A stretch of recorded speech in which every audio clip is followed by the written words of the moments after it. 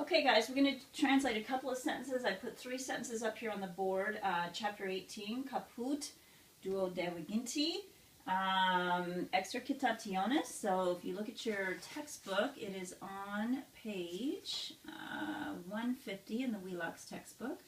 All right, the first sentence here is multi morted etiam facili nimis terenter. All right, so what are we going to do first? We're going to mark it up, right? Make it easy for ourselves. Make sure we're not mixing up any clauses. I only see one finite verb. Okay, so my SOV pattern, I know I just have one clause here. I don't see any prepositional phrases. Okay, first of all, I notice my verb. There's my trusty R. Okay, my R reminds me that I'm in passive voice. You see the NT there, so it's third person plural. I'm not going to jump to using they as my subject. I'm going to go up to the front of the clause and see if I can see a noun or pronoun in the plural, in the nominative that I might be able to use, right? So I see many, multi. I see it in the masculine plural, so I'm going to say, okay, probably my subject. Many men, since it's masculine plural. All right, many men what? Terenter. All right, what form are we looking at here? We are looking at, we already decided, third person plural. We know we are in the passive voice with the R, right? Indicative mood. And what tense? Present tense, right? Because we just see our stem here, T-E-R-R-E. What verb are we dealing with? Terreo, terere, frighten, right? In the present tense. So, how do I translate that? Okay. Well, I'm in the present tense. I need passive voice. I remember my passive voice is a to be verb plus past participle. So I'm going to use are because I'm in the present tense. Are, what's my past participle of this verb? Frightened. It's just one of those ED verbs, okay? It's not one of our irregular verbs. There's lots of irregular verbs out there, right? Break, broke, broken. Past participle of that verb is broken. We saw see, saw, seen. Past participle seen just a moment ago.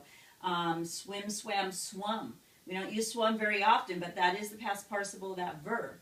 So remember all those verbs that have actually different words for their past participle. This is just, again, a regular verb, so it's just frightened. All right? It's not were or will be because we're in the present tense. All right? Many men are frightened. Okay, now remember, guys, when we have the passive voice, typically we'll have a prepositional phrase because our agent, right, that's doing the action coming back on the subject, will be typically put in the ablative of agent, ob, if it's a person. If it's a thing that the action is being done by, then it's going to be our ablative of means, where there is no preposition involved. All right, so many men are frightened. Frightened by what? Typically we're looking for that by, right, whether it's ablative of means or a person. Let's see. Many are frightened. So we got a couple of adverbs here. Etiam is typically what? Also. Nimis is exceedingly or too much, something along those lines. Okay. All right, we got morte here. I see it's in the ablative, so that's probably my ablative of agent, or it's actually death. Obviously, is not a person, so ablative of means. All right, and then facili, one of my third declension adjectives. I see that's in the ablative singular, so I know it's what? Modifying death. So many men are also, put my etiam in there, exceedingly, actually, get this all put together properly. We're going to put our adverb before our verb. Many men are also exceedingly, there we go, frightened by death. Okay? So if I had to go from English to Latin, notice there's no preposition here because by means of death. This is your ablative of means. All right? Notice are frightened. Are frightened by zombies. Works, right? So if you saw the sentence in English and your teacher said, hey, I don't like that sentence. It's passive voice. It's too clunky. Make it into active voice. You would know it's passive because are frightened is works with the by zombies. Okay? So how would I put that in an active voice just for fun? Basically, I'd take my death and make that my subject, right? Death frightens, death exceedingly frightens many men. Okay, so you see how it is much clearer in the active voice. Nothing wrong with passive voice. Again, there's some times to use it, and we'll talk about those when we get to class on Wednesday. But you typically want to stay out of it. Okay, real quick. Duo. Numerus duo. Beta memoria amicitarum docium numquam delibitur. All right, so what are we looking at there? Looks like we've got one clause. All right, because I just see one finite verb there. I don't see any prepositional phrases. Delibitur. All right, this is my deleo, delere, to destroy. I see the R. I know I'm in passive voice. I see bi. There's my future tense. All right. Orister. Third person singular. Okay, so let's come up here. Look for a possible subject instead of jumping to using he, she, it. I see memoria in the nominative singular. Beta looks to be modifying it. So the happy memory. The happy memory will be destroyed. Okay, notice again, I've got my to be verb, got my past participle, and look at my will. All right, there's my verb phrase because again, I'm in the future tense. Will be destroyed. Will never be destroyed. Oh, I got an adverb here. So, the happy memory will never be destroyed. The happy memory, okay, look at, I've got, what have I got here? I've got genitive plural of friendships, docium, ium. All right, there is third declension adjective, sweet, obviously is matching this, because obviously it's also in the genitive plural. Remember, our third declension adjectives are I stems, right? So actually, it looks like it's the happy memory of sweet friendships. So I need to kind of stick that phrase in there, describing the happy memories. The happy memory of sweet friendships will never be destroyed. Okay? All right, so again, by the way, this is a genitive of description. We'll talk about that genitive use later. So far, you guys know two genitive uses, right? Possessive and the partitive genitive, which is the genitive of the whole. But this is another genitive use, just basically describing the happy memory. All right, but again, key thing here, guys, is to recognize your passive voice and how to translate it. Always, always a to be verb plus past participle.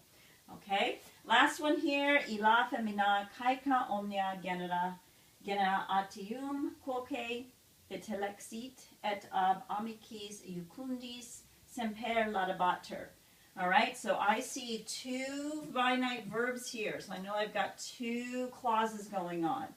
All right, so it looks like I'm going to do this, right? And then my next clause, right? Two clauses joined in Latin, just like in English with and. Okay, I've got at least one prepositional phrase here with the ob, right? So I know to put it over here. Because even though this is the noun, that's the object of the preposition of with the ablative plural here, I see that there's an adjective there modifying it. So I want to make sure I include it in my prepositional phrase. All right, I want to make this really quick, guys. Intellexit, obviously active voice, right? No R, and hopefully you recognize that it's in what? The perfect tense, right? Perfect tense is built off that third principal part. Isti, eat, imus, istis, erunt. Those are active voice personal suffixes, right? And then this verb for this clause I see is ends in an R, has an R in it, so I know I'm in passive voice. Imperfect tense with the BA there. Okay, I'm just going to go ahead and read this translation so we can quickly finish up this clip. That blind woman, illa femina kaika, also understood, okay, understood is my perfect tense verb here, also understood all kinds of skills, all right? So here we have the accusative plural, all right? This is a neuter noun, so that's why it's in the A for the accusative plural. Of skills, artiu, genitive, plural, right? Ars artis is an I stem noun. Also, let's see, what do we have here? That blind woman also understood, here's our also, all kinds of skills, And what? Was always praised. Here's our adverb praise, or always, but want to make sure you see the translation of this passive voice verb. Was praised. Here's our to be verb. Here's our past participle. I know this is a passive voice because I can put by zombies in there. Was praised by zombies. So just again, kind of a fun way to make sure you're in the passive voice there, where it doesn't work up here, right? Understood. Understood by zombies. Okay, so what do we have here? And was always praised. Here's my ablative of agent. By. By, we can put her in here since we know we're talking about women. By her sweet friends. Okay, again, we always have we don't always have to have, but typically we have a by clause or by prepositional phrase because that is the agent that's actually doing the action that's coming back on the subject. All right, so again, the translation: that blind woman also understood all kinds of skills and was always praised by her sweet or pleasant friends. Okay, so again, to be your passive voice verbs have to be a combination of to be. Form of to be is am, are, were, was. Be, being, and then past participle. All right, so memorize your present system, passive voice, personal suffix forms, and make sure you practice how to translate them. Don't forget your optional exercises in the back that have a key in the Wheelock, so you can practice with those before you translate the homework and send it to me for an edit if you decide to do that. All right, guys, we'll see you on Wednesday.